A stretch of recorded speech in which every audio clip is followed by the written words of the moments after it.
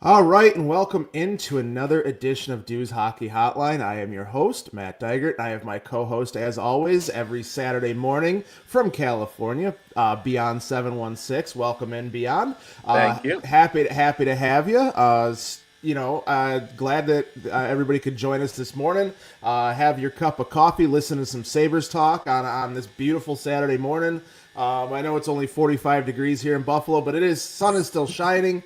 The Bills are off this week. We have Sabres hockey tonight. What else could be better, Brian? Beyond? What's going on? Oh, it's great. It's a great morning, and it's about 45 degrees here in Southern California. And as we segue into discussing the week of the Sabres, I'm close to Anaheim, so the sun is shining very nicely for us Sabres fans here, and they're a Western New York. So we're going to get right into it this morning. So. Yeah, no, I mean, and last night was a very very telling game for this Buffalo Sabres team, right? Yep. We'll get to that here in a second. I know we wanted to touch on a couple other things. Last Saturday, since we joined you last Saturday, the Sabres lost to the Flyers. We're going to touch on that a little bit. They did beat the Kings 1-0. They are 3-2 in their last five. And they've been putting some wins together like we've been asking them. I mean, they're still not over that Montreal loss yet, but as far as getting back up into the points, as far as they're going. But what do we got to talk about as far as last Saturday? Because I don't want to get too much into it because it was not a great game for the Sabres. I know you saw a couple things in there that you wanted to touch on, but. Just a little bit. In terms of, I was watching the game that Saturday night, right? We spoke about it. We both picked the Sabres to win. But then you watch that game about 5 minutes in, and I texted one of my buddies. I said, "We're not winning tonight." And the Flyers, they were getting to the open puck faster, and you just kind of thought about it. And no Tage Thompson, things like that. I forget what player it was, and I got to remember. And they said that the NHL is an 85% lead. When it's such a long season, right? You're going to get a couple of games where you just don't have it, right? Sabres didn't have it Saturday night. They just did. The Flyers came out with purpose. The Flyers have given us trouble over the last couple of years. But you know what I did like about that game a little bit, Matt? Is that late, even in the third when we were getting trounced, Sabres found a way to get a couple goals. They got just a little bit of momentum, and I think those things matter. I know it doesn't seem like it does, but just to get a little something to lead that game, say, okay, we had a little bit of something positive to take on the coast, on the West Coast, right? I think, again, you're not going to win all the games. Like we said, we talk about this all the time in our podcast. Look at the games in buckets of 5 and games of 4 and say, how did we do in that grouping of games, right? If you, like the NFL's a week-to-week league. We talk Bills on this network all the time, and wow, I mean, we could talk about the Bills. We're not going to go down that rabbit hole. But, week to week, we're very emotional about the Bills one way or another, right? Because the games mean almost like an equivalent of 5 NHL games, right? So we have to do the same approach as fans with the Sabres, right? So that's why I was like, okay, the old way was, oh, it's a terrible loss and everything's falling apart. No. It was fine. We did good without Tage Thompson, right? And in that last week, and we're like, okay, let's go to California and see what we can do. Yeah, and I mean, you talk about that as far as like the football season being Bills fans being it kind of feels more like, and I love talking about both the Bills and the Sabres, but it feels like talking about the Bills has to be like almost more buttoned up, almost, right? Because it's such a short season, even though it's like 5 months of actual NFL football between regular season and playoffs. It's one game a week. It's not 3 or 4 or 5 games in a week, and they always say a team that loses in the NFL where they're losing, let's say 30-10 or something like that. Mm-hmm. Oh, let's throw the guys in there and see if we can't build any momentum. It's tough to build momentum in football when you're talking the end of a game when you're getting trounced, Yep. and whereas in hockey, the Sabres were basically down 4-0 in that game, Yeah. 3-0 in that game, and then Yep. put up 2 goals and Yep. made an actual made it feel like that they actually had a chance in that game at the end, and had they had like another period, they might have been able to, and I know there's only 3 periods in hockey, but it kind of like you have those stepping stones in hockey where you try and build off of that, because like our guest a couple weeks ago, Chad said, hockey's stupid, right? We saw that last night with the goal that went off of the stick up over top of Luukkonen's head and into the net. It's like, okay, hockey's stupid. Let's try and get it back. You guys are pushing after the fights and everything like that, and we'll get into it more. But I just feel like, for whatever reason, it's more fun to talk about hockey because there's a 13-year playoff drought going on 14 if they don't make it this year, right? So there's a little bit more pressure into talking about the Sabres. But I feel like it's easier to talk about them because you have so much more of a season, right? You have 82 games. Let's talk about the Flyers game. But the last 2 games the Sabres are 2-0. In the 5, they're 3-2. Had they played a better game against Montreal, they might be 4-1. They might have 8 points. So there's a lot of things that go into looking at hockey that way, and our analytics guy Jake, who runs the Buffalo Blueprint, we were talking to him last night, and he's saying the Sabres are analytically one of the worst teams in hockey. Yeah. Okay, but that's only about this much of hockey. Yeah. It like we talked about, it shows a lot of the things that go into hockey and what could happen, but it doesn't show the full picture. And hockey, I feel like, is more of your eye test and what you're seeing on the ice rather than the numbers. The numbers are great, but they don't partake in the hockey is stupid conversation, right? Yes. So you can't control puck luck. You can't control the bounces that the Sabres have or the other teams have. So it's I don't know. It just seems like it's more fun to talk about the Sabres than it is about the Bills because it's more professional for them. But especially even through the losses, because you see more, because the Bills are expected to win every single game, right? In their, I mean, with Josh Allen, you're expected to win the every game. You lose to the Jets, or you lose to the Dolphins, you lose to the Patriots. You're supposed to win that game, so it makes it a little bit harder to talk about those, because it's like, okay, yes, you did these things wrong, but that still would have been enough even if you corrected those. Whereas the Sabres, okay, we're building momentum, we're doing this, we're doing everything right. We have 70 more games. We have 63 more games. We're keeping up. We're in the second wild card spot, 1 point behind Tampa Bay right now for that third place in the division. Let's keep building. Let's keep putting wins together. Let's keep stacking those wins here now in November, December, and January. So when we get to the dog days of the hockey season, if we lose 1 or 2 in a row, it's not that big of a deal. 100%. And, just to kind of, touch on that, right? You're so right about hockey. It's just not. Analytics are an excellent tool. I mean, Ted is the best in the business for the Sabres, and if anybody, hopefully we'll have him on.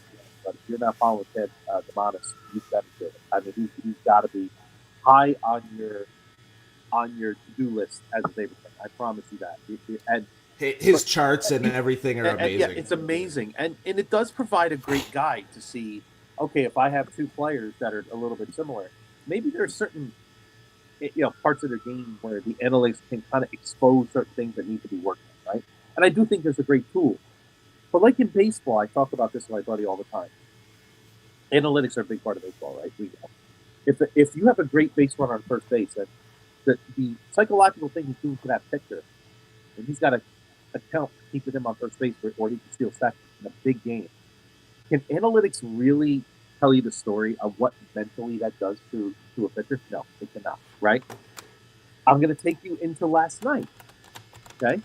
Yours truly was at the game last night, the big win over Anaheim last night that the Sabres had, a huge win, right? The Sabres are down 2-0, right? We're off to a tough start in this game. And then Jason Zucker gets crushed by Rako Gudas. And Rako Gudas, as we know, is one of the roughest players in hockey. I love a guy like Rako Gudas. I mean, I've always wanted for the Sabres. But, he levels Jason Zucker, and what happens? What would the old Sabres do, Matt, of the last 13 years if that happened?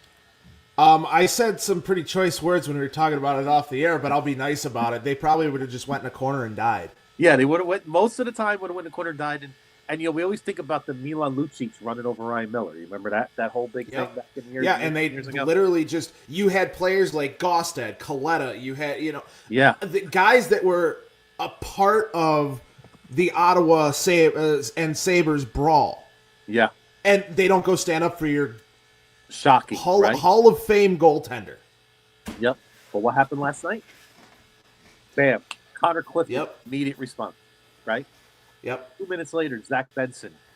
Now, he did take an extra 2 for that, but I was across the arena watching Sabres bench, and you could just see they were into it. Even though Clifton didn't do that great in that fight against Gudas, and he got a couple of shots on it, but Gudas is tough, right? Mm-hmm. But the fact that he did it, the fact that he stuck up for his teammates, the fact that you could tell these guys got each other's back 100%, and that comes from Lindy Cameron Ruff. And you and I both know that's the change in the culture that Lindy's been trying to do, and it's going to take time. Mm-hmm. But now we're starting to see it's manifesting. Now it's showing itself. It feels like hockey is back in Buffalo. It feels like actual hockey is back in Buffalo. Yes. I'm not talking about the and I watched it the other night because it was the anniversary of the Philly and Sabres brawl, Flyers and Sabres brawl from like 96 or 95 when I can't remember his name, but one of the Flyers players hit Barnaby from behind, and then you see just Brad May and Toski. That's his freaking name. He comes across and just throws his entire body through Antoski, and then you have Garth Snow playing with his stick and throws it under Barnaby's under his arm here, and Barnaby just hops up and just we're not talking that type of hockey being back in Buffalo. Matt, that'll never be back. But that is one of the greatest Rick Jeanneret moments of all time, by the way. I mean, he's had so many, right? You're right. Garth Snow goes over to him and kind of waves his stick like, can you smell this? And Barnaby gets up on a dive and he just starts wailing. Yeah, just and then yes, and then Trefilov coming down the ice. Andre Trefilov. Yeah. But that's if anybody wants to go on a rabbit hole of Rick Jeanneret, classic those clips, and nobody called a fight better than Jeanneret to me. Nobody. He was the passion, the way he described the moment. Perfect. Even if you watch the whole behind the scenes thing about the Senators Sabres brawl back in 06, 07, you heard Marty Biron say that yes, he probably lost that fight to Ray Emery, but Rick Jeanneret made it sound like he won that fight by knockout. Absolutely. So, but he just had a way of, and even I got friends of mine that are not even Sabre fans, they're Ranger fans and they're Devil fans, and they just love the way Rick used to call those fights. But again, you could see it last night, Matt, and you're so right about, we've had, during the drought, we've had some years. Remember we had Phil Housley, we had the best record in hockey after Thanksgiving. We had but those kind of teams felt gimmicky to me. They didn't, those 10-game winning streaks didn't feel like they were sustainable. This, now, do you agree with me or not? Does this feel more? No, I do, and I wanted to touch on this real quickly because you brought up that team. They actually, I saw on Twitter the replay of that game that was either like the night before Thanksgiving or the night after or something like that against the Flyers, and the Sabres scored 4 goals in the first period. That team had Evander Kane, Jeff Skinner, it had Tage Thompson, it had Jack Eichel, Sam Reinhart, Rasmus Dahlin. How the hell did that team not do anything? Like, I'm sorry, Well, that team because itself, how did that not happen? But it felt like after that game, that team went downhill. Like Yep. that was like the peak of that, and then it went downhill. But as far as this team now, it does feel like sustainable type hockey because they're playing defense well. They're playing, you saw it against the Kings the other night. Yes, we will say it does take some puck luck to win a game 1-0. And it did. Kopitar in the last minute missing the net. A lot of that stuff. UPL has stood on his head the last couple of games, and especially last night. But to win a game 1-0, and I didn't get to catch that on live, but I caught it from the replay. When I woke up at like 8:30 the next morning. Yeah. But it just feels like that was one of the type of games that you would have saw from the Lindy Ruff teams back in like the late 90s, early 2000s, where we're going to play defense, we're going to take our chances when we get them, we're going to play sound hockey, we're going to get in front of the net, we're going to try and make the goalie not see the puck or anything like that. And what happened? Their only goal was scored by Jason Zucker on a deflection. So It just feels like that type of stuff is coming back for the Sabres. And when's the last time you saw a tipped goal go in for the Sabres? Because they had because they had players in the front of the net. Yep. Let's talk about Jason Zucker. Okay. This guy, when we signed him, remember in the offseason, Kevin Adams was getting a little flack. How can you give Jason Zucker $5 million a year, right? I mean, it's a 1-year deal. He's 32 years old. He's had some injury issues in his career, off and on, right? But what Zucker brings to the table, I mean, he's not a particularly big guy, but he plays big, right? He does all that dirty stuff in front of the net. And Kevin Adams, we owe you an apology. I mean, this has been an amazing signing for this team. I mean, we've lacked. Here's something that isn't discussed. Jason Zucker is all over the ice as he's been or anything like that. He played with the Sidney Crosby. He played, all over the NHL. He's played with some of the best players in the NHL. He only has 200 goals. He just scored his 200th goal the other night. Yep. That's insane to me. Yep. He's a solid hockey player. I mean, he's not a guy. I mean, he's had 20 goals. He actually had 30 one time, way back in 2017. I mean, he's capable of putting it together. His big issue, Matt, to be honest with you, has been a little bit of health at times. I mean, he's had some issues staying on the ice here and there, maybe because of the way he plays. But, he's a gritty player. He mixes in about 60, 70 minutes a year, right? But you could just see he is now – you're right. He did play for the Penguins. He was one of many great vets on that team. Now he is the vet. He is the guy on this team, right? And maybe – he might be thinking to himself, man, this is my opportunity to be that kind of I could still play this game, right? And I can mentor to so many great young players on the Sabre team. I could guarantee you those players look up to a guy like Jason Zucker and the things that he's doing, the little things, getting in front of the goalie, screens, right? I remember McLeod had a goal last week where Zucker was a big part of it. He's screening the goalie. He's getting in front. Man, he's a pest, right? Those are the kind of players we were missing for so many years, man. Right. During this drought, and even like the Beck Malensteins, the Kubels, the Laffertys, like no offense to guys like Gergensons. I always like Gergs. I mean, I don't want to. But there's just things that they didn't do that these guys are doing, and it fits what Lindy Ruff is trying to do as a coach. That's the biggest part of this whole thing to me. I would have liked to see what Gergensons could have done under somebody like Lindy Ruff, but also I agree. I get it. I get it. Maybe 5 years ago, Gergensons, because he doesn't go through all that losing with the Sabres. But at this point, it was time to move on from him and I truly feel that he was part of that losing culture, and you got to get rid of that losing culture if you're going to change it. I mean, look at what, and I say this, because we do compare because of our fandoms, we do compare the NFL and the NHL a lot between the Bills and the Sabres, but look what Brandon Beane did in 2017. Yep. Turning that entire roster over. Trading a Marcel Darius, taking on that cap hit. Even let's talk about it this year. Getting rid of Stephon Diggs. Yep. The Bills are 9-2. This culture change even one step further, getting rid of Diggs and Davis. Mm-hmm. This is now Josh Allen's team. 100%. And it's the same type of thing you're going to see with the Sabres. It's a little bit different in hockey because it truly is more of a teammate support. You're relying a lot on your line mates and your defensemen, and you got to trust the goalie's going to stop the puck from going in the net. And there's not really that correlation to football, other than your safeties stopping the on your cover 2 shell, trying to stop what's getting behind you, right? Yep.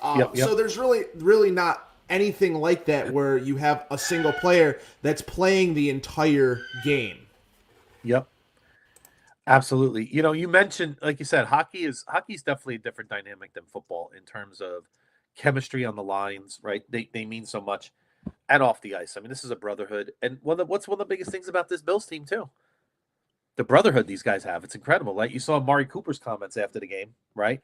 How he sees, the Bills 24/7. They're hanging out after the game and things like that. I get some of the same sense from this iteration of the Sabres, Matt, that they have the right captain now in Dahlin. I mean, Rasmus Dahlin is a joy to watch play hockey every night. Let's just say that, number one, right? He's a magician on the ice. I know he's not perfect defensively, but I don't care. I mean, the things he could do on the ice, very, very, very few players in this league could ever do as a defenseman. I'm just going to say that. So any Sabre fan out there, enjoy Rasmus Dahlin. That's one thing. I want to circle back to something you said earlier about UPL. Mm-hmm. I mean, UPL's been phenomenal this week, right? But once again, I have a theory about UPL. I want to bring it up to you. Absolutely. Let's run with it. Who got sent to Rochester this week? Devin Levi. And what's happened to UPL since Devin Levi is now not on the Sabre roster? You know where we can make where we can make a correlation with that with football with the Bills? What's that? Who's our kicker? Tyler Bass. What happened to Tyler Bass? What happened the 4 days after they released all other kickers on this team? Hit a 61-yard field goal to win a game against the Dolphins. Confidence might be a thing, right? It's possible, and remember you've heard this fan base talk about Devin Levi. He is supposed to be a franchise goaltender, and he still could be, right? He will, but don't think UPL hears those little voices here? How old is UPL? 20, I think he's 25. It feels like he's been with the Sabres for 15 years, by the way. But he's only, doesn't it feel like he's been here forever? Like he's been here 10, 12 years? He's still only 25 years old. He's getting to that prime part of his career, right? But I want to actually go back and look at it, and I might do the research for our next show to find out, because how many goaltenders before the age of 25 have really succeeded in the NHL? There's only a few of them come to mind. Tom Barrasso, Marc-Andre Fleury, maybe Ryan Miller, but I think he was 23 or 24 by the time he was, good with the Sabres. So, it's funny you mentioned Tom Barrasso. For any newer Sabre fans that don't know who Tom Barrasso is, I watched the show one time, Matt, where they had the 25 greatest accomplishments in NHL history. Tom Barrasso for the Sabres was on there. Why? 18 years old, Matt.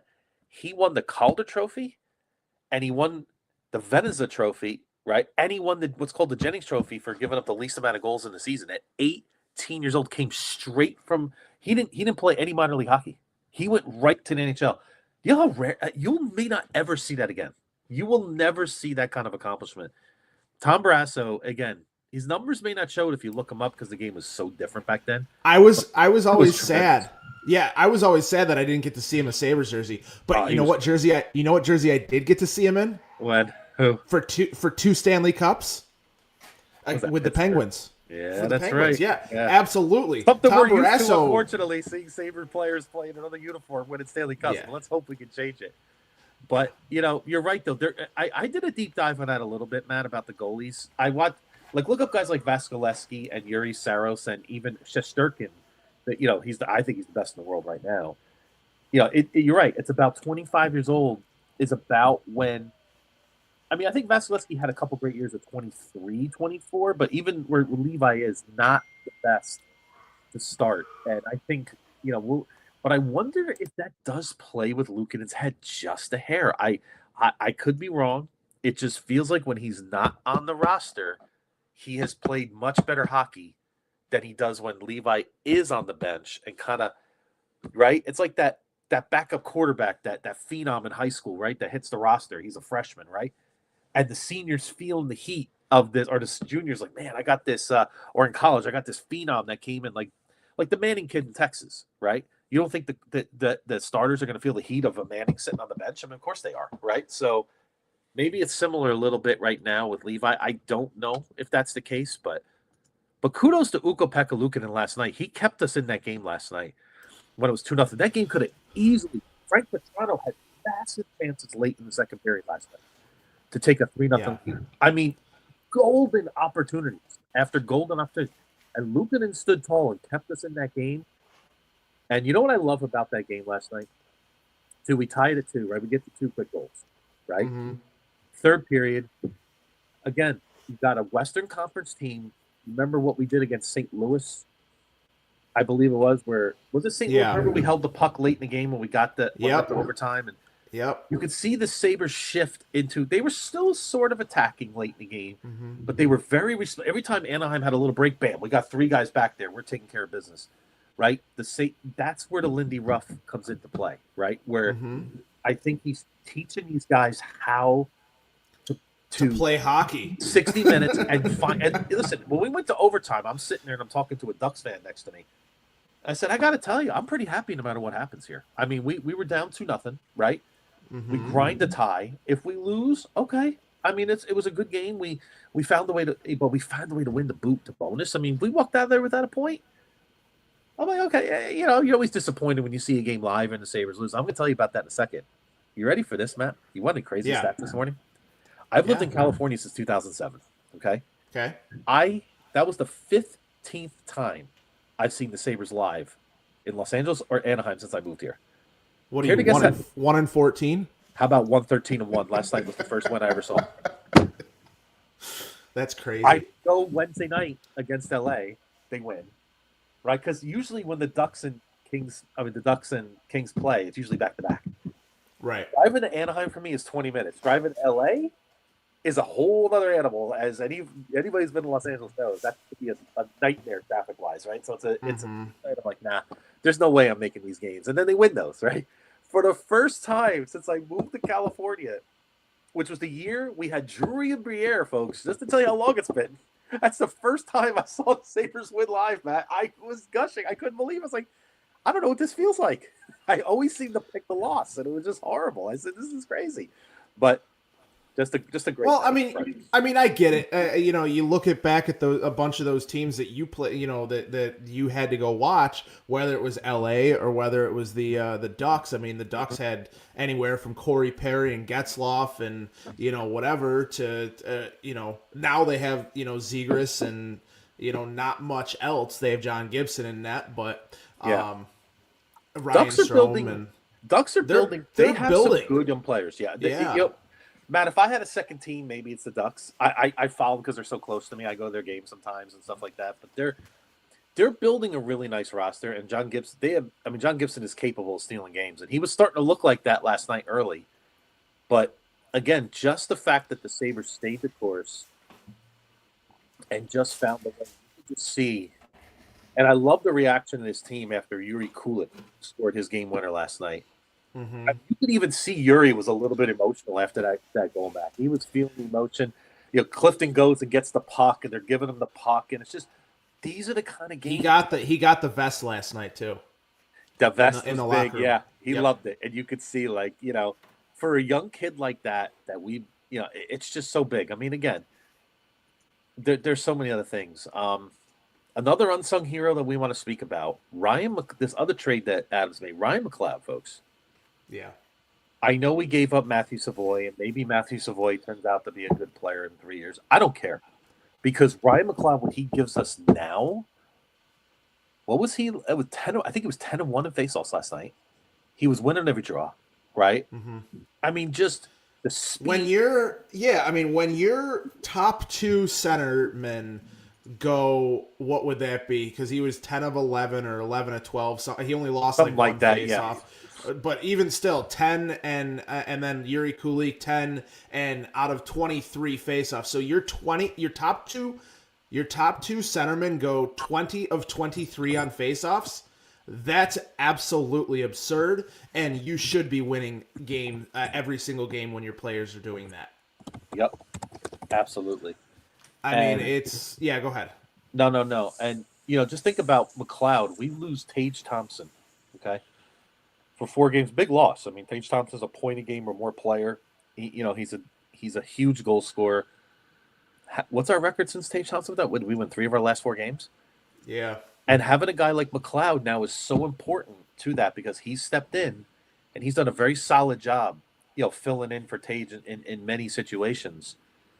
And again, let's give kudos to Kevin Adams, a guy that's been, a lot of fans have been tough on Kevin Adams, and rightfully so, right? It's a results-oriented business. This is definitely a professional sports. So let me hello to JD13. Love that trade. By the way, I love that little avatar there. I like that too. Yeah, that's awesome. Let me ask you a question real quickly before I forget what I was going to say. Mm-hmm. Are these, because we've seen the failures of Kevin Adams before, right?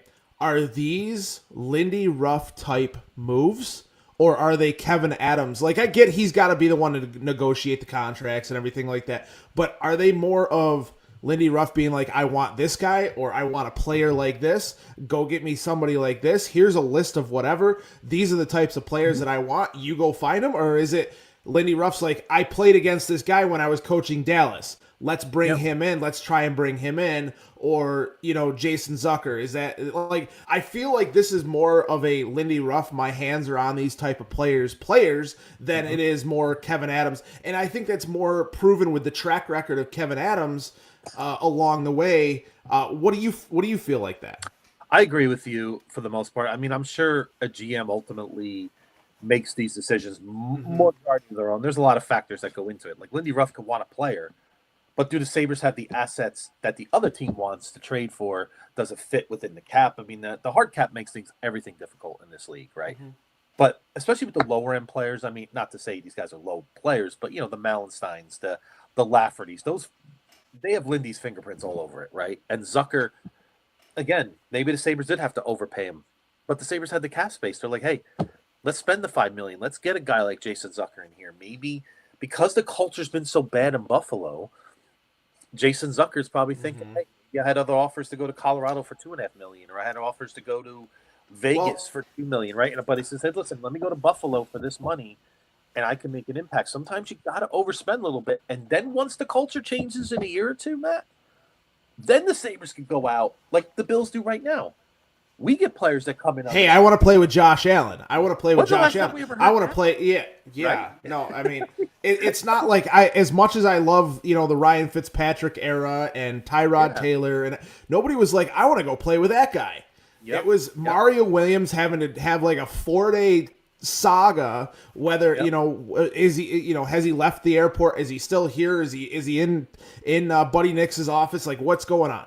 Like but it was like yes, and that was a huge move for the Bills, but it feels like we're at that point with the Sabres now. If they can get that kind of that culture change, could they start attracting more of these higher end free agents that will now want to come and play with Tage Thompson? They could want to come play with Rasmus Dahlin, want to come play with Alex Tuck and everything like that. And I'm not saying you need to go out and sign 7 of them.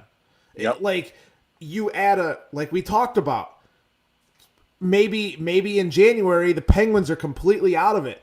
Maybe at that point Sidney Crosby's like, hey, I'm closer to home. Maybe I go play with the Sabres on this trade and waive my note. I'm not saying it's going to happen or anything like that. Like I'm not. But you're right. Advocating for that move, but we got to build to that to get to a possibility. that can happen, right? That's and the biggest thing with hockey is, Adams supposedly, we talked about this. Elliot Friedman has said the Sabres are sort of big game hunting, right? This may be the most constructive coach GM relationship we've had in some time. Adam being a rough staff prior was a big plus. That's a great comment, Steve. Yeah. And I absolutely agree. The one thing, I mean, Ruff wasn't able to pick his assistants. We made a big stink about that in the offseason, right? Because, I mean, we have, quote, the heir apparent, the Ruff on the staff. But, I mean, but you're right, though. I think maybe Adams has learned, hey, I got to have that relationship with my coach. And it says, Lindy Ruff's won just a few games, right? He's been around the block. Yeah. He understands what it takes. This is we're the youngest roster in the league still right now, right? Yeah. And we're still going to grow. I mean, Zach Benson's 19. He's playing like a 28-year-old at times. I mean, sometimes the things he does, but wait till he starts filling out. Wait till he starts. Well, when that light bulb goes off, I'm telling you, it's going to be tremendous. But I think the light bulb has gone off for him in a way that, we talked about a couple weeks ago, is how his play style has to be. Like, maybe once he does fill out his body a little bit more, he can play that, grittier style, Jason Zucker style hockey. But, at this point, I think he's realized he has great puck control. He holds onto the puck. He's able to, play in the corners, things like that. And really kind of go through that. And you could see the Sabres missed him more than they've missed Tage Thompson at this point in those couple of game stretch that they didn't have Benson compared to what they've had over the last 5 without Tage Thompson. Not saying that, any more time, for Tage being out, it would suck, because you want his shot in there. You want his speed in there. You want his presence on the ice. So, it's tough. But I do have a question that you brought up, Seth Appert, because everybody touches on him as the heir apparent. Now, Lindy Ruff only signed a 2-year deal, right? So let's just say, for play devil's advocate here for a second. The Sabres make the playoffs. Maybe they make the divisional round this year, or maybe they go to the wild card. Let's say next year they make either the divisional or the Eastern Conference Championship. Do you think Lindy's like, hey, I'm going to stay around another year or two because I think I can push these guys over the hump? Or do you think that they go right to Seth Appert, or, what do you think how they old do is at that Lindy? point? Is 65 right now? Lindy Ruff 62, I think, or something 62, like that. Right? Lindy is let's see, Lindy 64. So he's 64 years old. I just looked at it's hard to say. I mean, it's hard to say what him and Kevin Adams have decided. And this could be a package. Forget. I mean, the hot seat is on Kevin Adams this year. I mean, we can't run for that. What if Kevin Adams gets fired, right? And you bring in let's say the Sabres bring in another. I don't think Pegula fires Lindy Ruff twice. I don't. No, but what I'm saying is, let's say they bring in another GM and Lindy Ruff just runs out his contract and says, I don't want to work with this guy. That's true. Right? That's true. So I feel like this could be a 2-year package with him and Adams. I feel that way a little bit. So they may be joined at the hip on that sense. Like, maybe if they did bring in, let's say, but we're going down a rabbit hole that's way beyond. Hopefully, and that's the only reason I asked the question. Right? Yeah, and that's the reason why I asked the question, because I mean, if you're in the either the wild card or the divisional round, this year, Adams isn't losing his job, because it means he's done something right. He's gotten the players Lindy Ruff needed to make the playoffs and end this drought. So he's not losing his job. Next year, you make the conference finals. He's not losing his job after that. So as far as a package deal, they're both most likely going to still be here. So that means, does Lindy Ruff say, hey, I want to take it one step further and see if I can win the Stanley Cup over the next couple of years? I'm only 66 years old.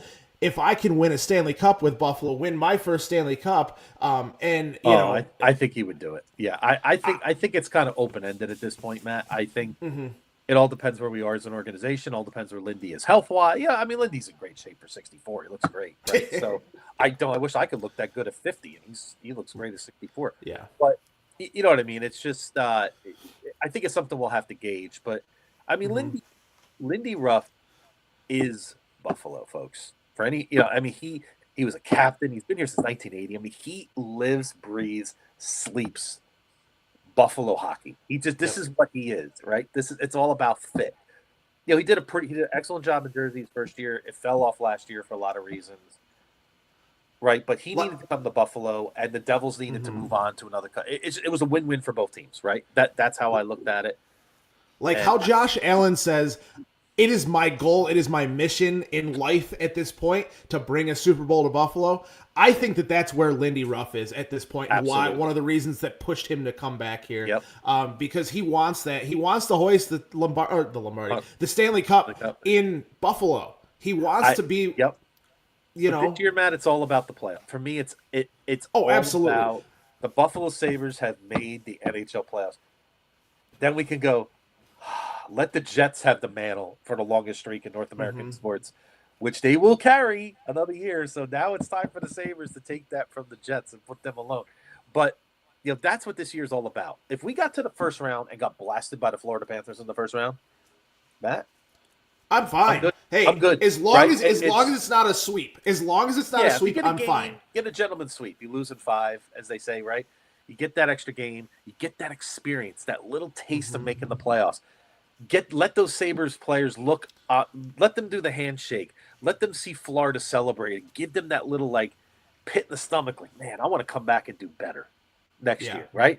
And that's how you build it. And then when they go to free agency and they make the playoffs, and prospective free agents are saying, Buffalo's got the youngest roster in the league. Man, I see Rasmus Dahlin. I see Owen Power. I see all these emerging superstars. They have cap space. They got Lindy Ruff, an experienced coach there. They have UPL, place I want to go. They have Devin Levi. Absolutely. You have Ukko-Pekka Luukkonen. You have depth everywhere. I mean, and the Sabres have almost an embarrassment of riches in the minor in the system, right?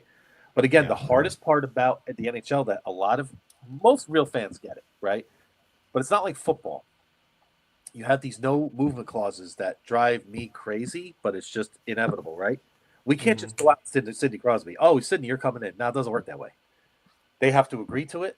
You got to match the hard cap numbers. There's a lot of finagling that has to go on between GM, unless you're Tampa Bay or the Golden Knights. Yeah, I call the LTIR the Vegas rule, right? It's their way of circumventing the cap. Like, they don't get enough advantages with the tax breaks they get in Vegas. And the fact that they're Vegas, I mean, who want to play? Well, it was Tampa. It was Tampa first. Yeah, that's true. It was Tampa first. Yeah. Well, I always joke about Florida, Texas, and Nevada. Just put your money on those teams to make the Final Four every year, Matt. If you could do that in your fantasy stuff, just do it, because they're going to do it. I mean, those teams are always going to be good because of the advantages they have. Right. And that's why you see teams like Buffalo signing guys like Dylan Cousins early, signing guys like Owen Power early, because they have to match.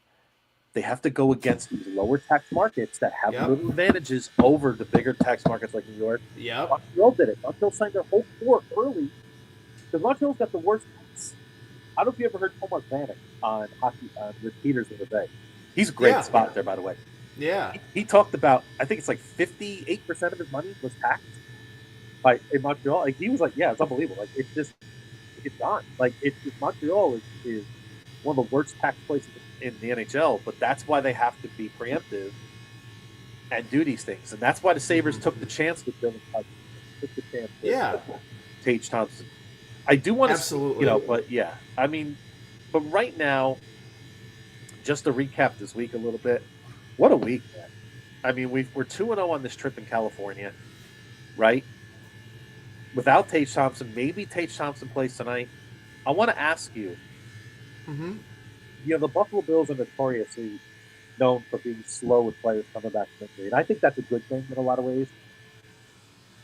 Do you think the Sabres, if you're the Sabres tonight, you just sit Tage Thompson and say, listen, we'll see you off our trip? I let him come back. I let him come back here, let him get reacclimated here. Even if he's ready to go tonight, you're not. Exactly. You're saying no. I'm keep the same lineup. It's literally won you the last two games, last 3 of 4.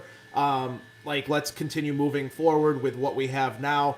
Tage can come back in the lineup when he is ready to go. When he is fully ready to go. There's no issues. There's no lingering. There's nothing. Because we're so early on in the season that I don't want to see that lingering issue become something that's, hindering him later in the year. Yep. So let's get it fixed now. Let's take the 7 to 10 to 12 games that he might be out. rather than having him miss the last 2 months of the season because it's something that was lingering and now is something that's, worse.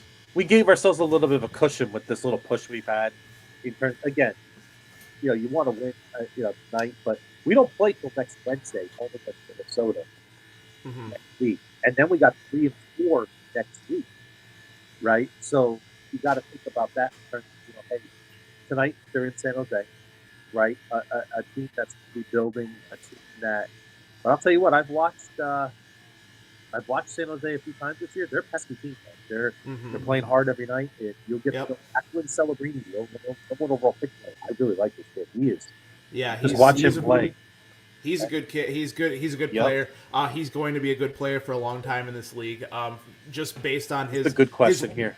Yes. Right here. Yeah. And we'll get to that here in a second. I actually just lost my train of thought, so let's get to that. Who sits tonight if Thompson plays tonight? For Steve, it would be Abi Kubel. I would have to agree because I don't think at this point you can take Kulik out of the lineup. Yeah. It's going to be interesting to see how they handle Kulik now, right? I mean, he's really shown some flashes here. But again, where does he fit in terms of, right? I mean, but again, you just put him on the third or fourth line. Is he I think he's got to become your third line center. I really do. I think he's, ends up being there because I think that you still have to run your top 2 lines when Tage comes back. I think you have to go Tage, Peterka, and Tuck, and I think you got to go McLeod, Quinn, and Cousins. Cousins, yeah. And then I think why you it's so have big to move Cousins to the wing, right? You see how this has opened things up now for Kulik as well. Yeah. Yep, and I think and he's taking face-offs better. He's, doing all that stuff. And I think that that's something that you need on the third line because you got somebody like Greenway that's going to come back. You're going to have, the players like that are going to come back. And, you put him with somebody like a Benson and a Greenway and able to win those face-offs in the offensive zone. And then you got Benson who can play the puck control game in the corners. Like, that's like a great line. I think that would be a perfect line there. Yep. But I do want to ask you before we move on to what's coming up, before we hit our sponsors, everything like that. What is going on with Yoki Haru? Like, I don't know what his analytics are or anything. We'll have to ask Chad about that. But my God, the boneheaded plays that he makes, and it's like he forgot how to play hockey.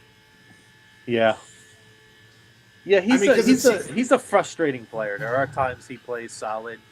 He's still 25 years old. He can start to hit that kind of stride we talked about, right? Yeah. He's been in the league for a long time now, right? I mean, Yoki Haru is what he is. He's a lower, the third pairing guy at best. Probably a guy that should be sitting in time for maybe spot start. He's probably a guy that if I'm Kevin Adams, I'm going to put him in a trade. He's in the last year of a contract. If that's a filler for a team, I think that little bit of an experienced guy that can come in. So I feel like his days are pretty much coming up at this point. For a while, again, he's had some decent moments. He's not a terrible hockey player. He's not a terrible defensive, but he's just, you're right. It's just, it feels like when we talk about him, it's always about something boneheaded, right? It's never about. I was texting with Jake last night, and I literally told him, I go, I'd rather see the Sabres play the rest of the game without him on the ice and go 4-on-5. Yep. Because I'd rather he's see making Gilbert in there. I'd rather see Gilbert with that he plays with. I'd just rather see a guy like that a little bit in terms of that. So yeah, it's crazy. Just looking at this roster, Matt. I mean, there's so many options. Right, all of a sudden, because we addressed the third and fourth line, we spoke about this, right, and the moves that they made. It's almost a pleasant problem that Ruff and the staff have right now. What happens when Greenway comes back? Who do you sit then? Like Steve had a great point. Who do you sit when Thompson comes back? What about Greenway? Greenway was playing excellent before he went down with an injury. Now they do have a couple of weeks. Hopefully, again, that's the fun thing. If we can play where we are, we can make Greenway feel like we're ready before we really. Yep. The thing that I'm smelling right now, it's not the coffee. I'm smelling great. I'm sure Kevin Adams, again, harder than you think it is. Well, we keep hearing it from Elliot Friedman and Darren Dreger and all the guys that are in the know of insider stuff. Yep. Kevin Adams is working the phone, trying to acquire a top 6 forward. Okay, Yep. great. Like, and I get it. As much as we rip on Darcy Regier for trades are hard. Okay, He's right, but though. he's not wrong. He's not wrong. He might not be right, but he's not wrong either. Mm-hmm. It just really comes down to, is there certain players that are untouchable? Is there a package, let's just say, for, Trevor Zegras. Fine, whatever. Let's throw that name out there and say, are they asking for Kulik and, a first and then a prospect? Yeah. I might not do that right now because he's starting to catch his stride. He's starting to catch his game. He's starting to play within everything. But it's that's why I'm saying it's not wrong that trades are hard because you got to agree to everything. It's not like the NFL where the Bills just went out and got Amari Cooper for a fifth. Obviously, I know it was the swap and everything like that, but they didn't go out and get him for they didn't have to go through it and, we'll give you our first or, we're wanting this player. It came together within 2 days. I mean, it truly did. Yep. So, I mean, we just, Matt, we can't be, it's a good point, right? I don't know if Kulich is a guy to trade, but we haven't even touched on, we have so many other prospects like Noah Osland, who we got. He was the last piece of the Jack Eichel deal in terms of picks, right? He's a 20-year-old center sitting in our system. We just drafted Konsta Helenius, this dynamic 18-year-old from Finland we took in this draft, right? There's so much going on behind the scenes, and I don't want Kevin Adams to be afraid. If there's that right guy, that kid almost made the team. Like the 18-year-old kid out of maybe he's a guy I don't trade if I don't have to. But Matt, what if we could get a dynamic top 6 guy for the next 4 or 5 years? Mm-hmm. What are we talking about? Right? Maybe that guy does pop 5-6 years, but Kevin Adams isn't a GM in 5-6 years in Buffalo if he doesn't make a move right now. So Lindy Ruff isn't here in 5 or 6 years, right? Yeah, it's but I love this point by Steve here. For once we have the diversity of talent to tailor your game lineup to the opponent. That's a great point, Steve. That really comes to what, again, the Jason Zucker move, the Lafferty move, the Cabell move, right? All these little moves, the Beck Mallenstein move. We have players that just fit correctly and give us those, the way we block shots now. We give up the body. Just the little things that we're doing, Matt, right? They up over time. And and here's the best part. We're just getting started, folks. Mm-hmm. This isn't the peak. 10-9-1 is not, it's great. We're awesome, man. We've done our job. Oh, no. What I'm going to ask you this, mine are, and I didn't put them out on Twitter last night. I apologize, but it's with these Sabres After Dark games. But our 3 stars last night, I had the 3rd star as Gibson, 2nd star as Kulik, and the 1st star as UPL. I know he gave up 2 goals, but I truly believe if it's not for him in net, the Sabres are not winning that game. If it's Devin Levi, if it's James Reimer, I don't think the Sabres win that game last night just because of all the ability for him his movement and everything like that, the saves that he made, his positioning, everything. Who's this troll? I have no idea, but whatever. It's all good. Hey, we love the fact that you're listening. Thanks for coming back, and I hope to see you. Absolutely. You can listen and all you want, and you can comment all you want. We're not stopping. We're going to continue on forward. But real quickly, who are your 3 stars from last night's game? Wow, I just got to put Jason Zucker in there. Just the impact of that goal late in the second period, and just the little things he continues to do for this team. I got to put him in there. It's hard to leave Gibson out. I agree. Gibson was excellent at times last night. He's an excellent goalie. Number 2, you could intertwine. Kulich, he did score the game winner. Honorable mention to Ryan McLeod. Again, just a very solid game last night. And number 1, I got to agree. I got to put in as the 1st star UPL. UPL, when this game was 2-0, I sensed in the building, man, I'll start to look at my keys in my wallet. Right, when it was 2-0, like, am I going to be out of here early in the 3rd period? Am I leaving? Am I getting back on the freeway in Anaheim, going back home? Right, but no. I mean, he held us in there. We weathered that storm, and UPL was excellent last night. Made some high leverage saves too. So it wasn't just about the amount of saves. There was let's say golden chances from Frank Vetrano last night where he had a chance to give them a 3-0 lead twice, and it did not happen. So I thought he was excellent last night. So that's where I'm at. And like I said, we are 10-9-1, and tonight we got the San Jose Sharks in San Jose. Now, what's interesting about tonight, okay, it's going to be an emotional night for the Sharks tonight. Why? They're raising the great Joe Thornton's number tonight. So you know that building's going to be packed. You know it's going to have juice. Yeah, this is not going to be a easy game tonight because San Jose's had a lot of trouble drawing crowds and stuff like that.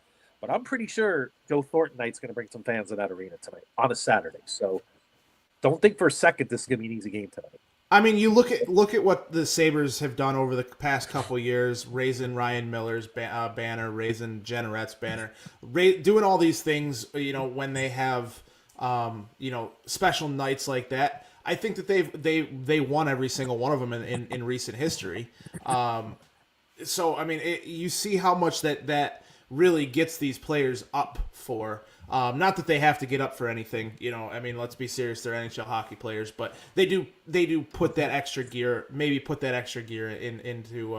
that. But real quickly, I have the and the segment is brought to you by Cavaniss Family Taxi. Definitely give them a call. But the call of the game last night was Yuri Kulik's goal. That was definitely the call of the game last night. Him getting his first goal. Dan Dunleavy on the call there. Definitely great call for that. We are also sponsored by Iliad Apollo's, 3785 South Park Avenue, Blaisdell, New York. Definitely check them out for some of the what I feel is like the greatest Italian food in Western New York. Stop by there and try the do combo of the Diegert, which is a half capello and half pepperoni, and the student wings as well. So that we're student wings. Oh wow, you guys. Student and I came up with that last night as the do combo. So, but yeah, definitely try that. It's really good. The pizza oven's been in there since 1962 or something like that. But it's the original one that was in there. But with that being said, we are also sponsored by W.GG, the official energy drink of Dew Champions. We are also sponsored by Sons of Erie, Beauty Pools, Kayak Pools, Hamburg Brewing, Fat Boy Surf Club, and Fubo TV. Definitely check out everything that we got going on at Dew Champions. And with that being said, I do want to move on to Steve's next comment here. And Steve, thank you for commenting throughout the show.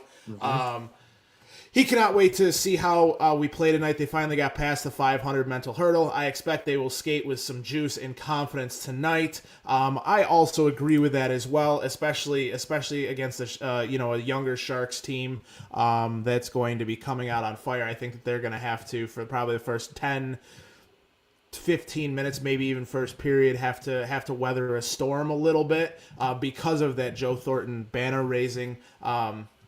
As much as people don't believe in momentum or things like that, those are the type of things that do create momentum for a team before a game even starts. So maybe get an early goal and shut the fans up early, things like that. What are your feelings on that, Brian, for tonight's game? Yeah, they've had two emotional wins in a row, right? Beating the Kings in LA 1-0. Not an easy task. The LA Kings are an excellent hockey team. Again, that's another team. If you're looking from the outside, they don't look that impressive, but they're a well put together hockey team, and they play very strong defensively. And the Sabres getting that win was a big W. And last night was such an emotional win over Anaheim. I thought this could have one of two effects, right? It's a quick flight to San Jose, just an hour. Get up there, you get in, and like we said, it's Joe Thornton banner raising night. That there's going to be some juice in the building. That could be a good thing for the Sabres too, because maybe if it was a lackluster kind of blah kind of atmosphere, maybe they just lull through it and lose, right? So we're going to have to see. It's the third game in 4 nights, right? You're traveling out west, but this is a young team with young legs. I'm not as concerned about it as maybe some other teams would be from a third and 4 night point of view. So I agree, Steve. I'm curious on the energy level tonight, the confidence and the juice. and I know we keep talking about this over and over again, but we talk about the Bettman loser point, right? That extra OTL, right? I would not be too disappointed. I mean, of course we want to win, but if we get tonight, I can handle it no matter what happens, right? If we Yeah. lost, we're going to probably see James Reimer tonight, I believe. I have a feeling he gets to start tonight in the pipes for the Sabres. You know, he's a good veteran guy, good locked-in guy. That I kind of like that move, bringing him in. So we'll see, who gets to start. But Well, and here's the one thing I will say is, what did we say last Saturday when we had our last show? If you get 5 points in this upcoming week, we are going to be happy with that. 100%. But we got 2 wins. That's the best part. Now Reimer did play for the Sharks the last couple of years before, so he's very familiar with this building. So maybe he'll have a little motivation. So there's my friend Derek is coming in. So he's a Ranger fan, by the way. So just keep he's one of my better friends. So I did put him on to our hockey hotline. He loves hockey, so he's definitely around, bringing up some old names from the past. So as you can see, so. But yeah, I mean, tonight to me is, again, we're going to find out in this progression of where the Sabres have gone, right? We've seen the maturity of this team, right? Like I said, against the Blues, holding on for that extra point. Last night, playing the kind of style late in the third where you got it got this game to overtime. The little things that you could see Lindy Ruff's, his impact, right? How he's having on our roster. So, again, so tonight in San Jose, I'm not sure if we're going to win this game tonight or not, to be honest with you. And Derek says, in all seriousness, what will take for Cousins to hit the net? Matt, that comes back to what you said, that Chad Demonis, our analytics guy, hockey's stupid sometimes, right? And Dylan Cousins has had games where he's just had some bad puck luck, and I do think they will fall. But, Matt, I think Craig McVay said it best on his podcast, Andrew Peters. He doesn't give it, about Dylan Cousins scoring 70, 80 points anymore. He needs to become a pest. He needs to become a defensive presence, right? Shutting down other players, right? I'm not even worried about that. I need to see consistency from Dylan Cousins on the wing. We talked about it. Yeah. We talked about it 2-3 weeks ago. Is, when you go back and look at any of the rosters that, a Lindy Ruff coach team has had, you don't need these superstars, quote unquote superstars on there to make a difference. You just need guys that can play from top to bottom and put goals in the net when needed, play the correct style of hockey. And, in most cases than not, you're going to end up winning. Mm-hmm. Just because that's Lindy Ruff's style of system. And now that he has UPL back there, who's starting to see the puck better again, that he's getting more, he's getting more acclimated, more, whatever with the puck, he's able to see the puck more, he's tracking it better, things like that. It truly, to me, feels like he's gonna take that next step and be an elite goaltender. Maybe not on the level of your Ryan Millers, your Dominic Hasek's, or anything like that, but I think he's going to be the next good to great Buffalo Sabres goaltender.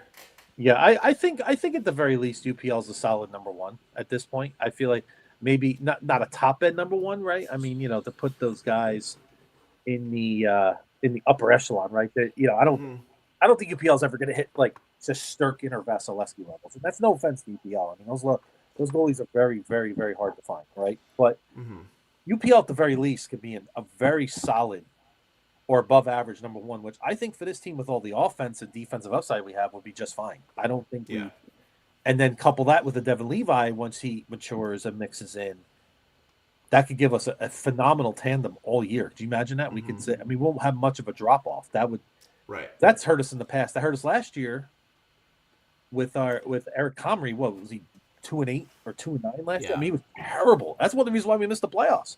You flip it, and he's 8-2 instead. You're talking 5-5. You're talking 12 points there. So I mean, that's really what it comes down to. And you need somebody that's going to be able to play when UPL can't, just like tonight with James Reimer.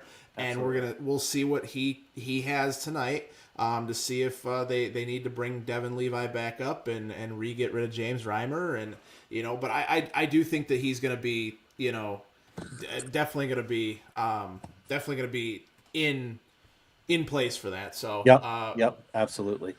But just to look ahead this week, do you want me to go over some of the games? Yeah, that's actually right where I was going. So go for it, Matt. I'm sorry, my apologies. No, you're okay. That's right where I was going next. So we got between now and Saturday, we got 3 games again this week. Also with Thanksgiving coming up on Thursday, we have the Sharks tonight. It looks like an 8:00 start. We have the Wild coming into Buffalo, 7 p.m. start Wednesday, and then we play the Canucks on Friday, and then after our show will be the Islanders Sabres at 7:30 next Saturday. So we got definitely some good games, some good stuff to talk about. As far as this week goes, with who you have, who we just said coming in right now. Who do you think, as far as the Wild, like we said this week, not counting this game, if we take 5 points this week, we'll be happy. Mm-hmm. If you were to say again that for this week, what would you think would be the best scenario? Wow, I mean, this is going to be a challenging week ahead. I mean, San Jose, obviously, again, a lot of people may look at San Jose, say young team. But again, Joe Thornton banner night, a lot of juice. That team is playing hard every night. I've seen them lose some games. Finally, a host who isn't screaming him in his respect. Oh, student. So anyway, this is, again, it would be great to get a W tonight, but it's on the road. You never know what you're going to get in that sense. But next week, we got some challenging games on the plate, Matt. We got Minnesota coming in, who has been one of the most surprising teams in the league this season. 13-3-3. I mean, minus Fleury's blunder the other night against the Oilers. Plus 20 goal differential. The great Kirill Kaprizov. And for anybody that doesn't know who this guy is, Matthew Boldy on the Minnesota Wild is going to become a dynamic goal scorer in this league. This is going to be a tough match on Wednesday night, especially after a road trip like that. Sometimes the team comes out flat when coming back from like a West Coast trip, so we'll see how they do there. And then Friday night, it's actually Friday afternoon. We got a matinee, Matt, on Black Friday. Mm-hmm. If you don't want to sit and watch Chiefs and Raiders and fall asleep, you can watch Sabres Vancouver at 3:00 Eastern. Right? I mean, let's be serious. The Raiders beat the Chiefs last year, so anything can happen. Anything can happen. From your lips to the football god's ears, let's go Raiders, right? So, but you got the Vancouver Canucks coming in. Now, no JT Miller that game. He is left for personal reasons. That's a big loss for the Canucks. But they still got some heck of a players on that team. And then, not to peek ahead, but next Saturday we got the nemesis, Matt. Yeah, the Islanders. Yeah. I identify a team that I hate the overtime point for because the Islanders master it. And they've been a thorn in our side, the New York Islanders and Long Island. Just go get a point. Like, I don't care. Yeah. Just go get a point. Yeah, just go get a point from them. I don't care about winning. Just go get a point. But even these couple games with these West Coast teams again, if we're tied late, a lot of the West Coast teams are okay with hanging on for that point. Let's do it again. Like, let's just keep stacking. And if you give me 1-1-1 over the next 3, I'll take it right now. Yeah, because I mean that gives you 3 points. That gives you 3 points over the not counting the Sharks today because we counted that for this past week. But Wild, you beat the Wild, you beat the Canucks, or you beat the Islanders. I'm perfectly fine. Wild would be a big win because they are some really good hockey. Like I said, let's talk about that for a second because you don't see that very often in the NHL anymore with all the bigger pads and everything. What the heck happened to Marc-Andre Fleury on that play? I have no idea. Marc-Andre Fleury is an experience. He always has been. So his last year this year, he's already said he's retiring after this year. So one of my favorite goaltenders to watch. It's almost like when we got to watch Hasek, Brodeur and Waugh. You were always checking to see how one of those other guys did. So, but with that being said, we want to thank everybody that joined us today. Last thing real quickly though, Brian, what is your prediction for tonight's game? You're gonna hate me, but I think we're gonna lose tonight. I just have this feeling 3rd and 4 nights. Reimer, I'm not so sure. But you know what? I'll be nice. You know what? We're going to lose in overtime. We're going to still get a point. We're going to find a way to grind this out tonight. And I think tonight we're going to see the goals flying tonight. I think. Now, I'm not sure. There's another guy to look for tonight for San Jose. Yeah, Askarov. He is a phenom goaltender that the San Jose Sharks traded for from the Nashville Predators. And Yuri Saros has been preventing him from becoming that guy. He had an excellent game the other night against the Blues. We'll see if he gets to start tonight.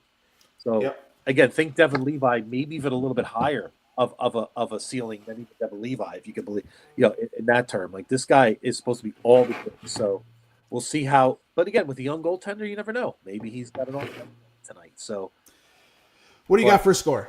What do you got for a score, Brian? I'm going to go 4-3 San Jose in overtime. I know our listeners may not love it, but hey, I'm wrong most of the time. Just ask Whittle on our Coast to Coast podcast how many times I've gotten the Bills wrong this year. So don't be alarmed by my prediction, folks. What about you, Matt? I have it. I actually have it. I see similar game for yourself as you, but I have the Sabres actually winning 5-2. Ooh, 5-2. I like the sound of that. So, but again, I feel like we're playing with a little bit of house money tonight. I want to, just stress the Sabre fans. Look at the big picture. If we do lose tonight and it's not a great game, hey, 3-4 California trip, maybe no Tage. Got some guys out. We've been playing some excellent hockey. We got Reimer in the net tonight. So it's been a successful trip no matter what happens tonight. Yeah. But if we want to take that real next step, Matt, right? If you really want to, you got to prove you can win tonight. You got to prove you can win the games exactly. Yep. So Brian, every week on Wednesdays, 9 p.m., you can join Brian and Whittle on Coast to Coast. You can join myself and my co-host Student Body Right on Friday nights at 9 p.m. You have Post Podium Mondays at 6 and Fridays at 6. No one to blame. Tomorrow morning 10 a.m. as well. And you got the Buffalo Blueprint tonight at 9 p.m. with Jake, and his show is amazing. So definitely check that out. But we want to thank all of our sponsors from us here at Do, everybody that joined us today, and we'll be back next Saturday at 10 a.m. and every Saturday after that, unless you hear something from us. But Brian, thank you for joining me again today. It's always fun talking Sabres, and definitely always go Sabres. Yeah, and I want to thank everyone in our group. Derek Student, I want to thank Steve Noble. Great comments in here. JD13. We'd love to hear from you every week. Anybody out there that's a Sabre fan, you want to come in and talk hockey, talk Sabres with us. This is your show. We want to interact. Nope, keep going, Brian. Keep no, going. no, Talk them out. Talk them out. Cool music on there. I was like, wait a minute. I said I don't want to get in the way of a good riff. Good. Nope, go right ahead. Finish up your thought. And Matt, this has been a pleasure. And we're on that cusp, guys, ladies and gentlemen. We are on the cusp of maybe something awesome here. And again, for all Bills fans out there, especially you're young, and you see what's going on in Buffalo right now with the Buffalo Bills.